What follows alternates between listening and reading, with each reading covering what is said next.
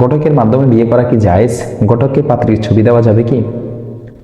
ঘটকের মাধ্যমে বিয়ে করা জায়েজ, তবে ঘটককে ও পাত্রের লোকদেরকে মেয়ের ছবি দেওয়া যাবে না। এমনকি মেয়েকে সরাসরি দেখার সময় শুধুমাত্র পাত্র ব্যতীত অন্য কোনো নন মাহরাম, ছেলের বাবা, ভাই, দুলাভাই, বন্ধু ইত্যাদি মেয়েকে দেখতে পারবে না। এটা হারাম। ঘটক মেয়ের পুরো বায়োডাটা নিবে, যেখানে মেয়ের দৈহিক বর্ণনাও থাকবে, উচ্চতা, ওজন, গায়ের রং ইত্যাদি। শুধুমাত্র দেখে পছন্দ হলে বিয়ে হবে এমন পর্যায় পর্যন্ত উভয় পক্ষ সম্মত হলে তখনই সরাসরি মেয়ে দেখার প্রসঙ্গ আসবে। মেয়ে দেখার আগেই উভয় পক্ষ একে অপর পক্ষে যথাযথভাবে খোঁজ খবর নিবে। আগে মেয়ে দেখা পরে খোঁজ খবর এমন যেন না হয়। বিবাহের উদ্দেশ্যে পাত্রী দেখা মুস্তাহাব।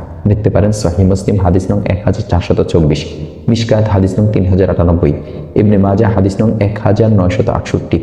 আরও দেখতে পারেন সুনানে আবু দাউদ হাদিস নং 2082, মিশকাত হাদিস নং 3106, সহিহা হাদিস নং 99, ইবনে মাজাহ হাদিস নং 1865, মিশকাত হাদিস নং 3107, সহিহা হাদিস নং 96।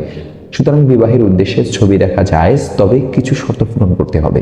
যেমন ছবি শালীন হতে হবে, ছবি অন্য কোনো গায়রে মাহরাম ব্যক্তির কাছে হস্তান্তর করা যাবে না, এবং প্রস্তাবদাতা পাত্রকে বা পাত্রপক্ষের মহিলাদেরকে দেখাবে, ছবি নিজের কাছে স্থায়ীভাবে রাখবে না। প্রস্তাবদাতা নিজে মহিলা বা পাত্রীর মাহরাম না হলে সেও দেখবে না। আর পাত্র যখন পাত্রীকে দেখবে তখন এই ক্ষেত্রে শুধু পাত্রীর চেহারা, হাতের কবজি ও পায়ের পাতা দেখা যাবে, এছাড়া অন্য কোনো অঙ্গ দেখতে পারবে না, এমনকি মাথার চুলও দেখতে পারবে না। ইবনে আবিদিন শামী রহমতুল্লাহি আলাইহি পাত্রীর চেহারা, দুই হাতের কবজি ও দুই পায়ের পাতা দেখাকে জায়েজ বলেছেন, এর চেয়ে বেশি দেখাকে নাজায়েজ বলেছেন। দেখতে পারেন হাশিয়া ইবনে আবিদিন 5 নং খণ্ড 325 নং পৃষ্ঠা।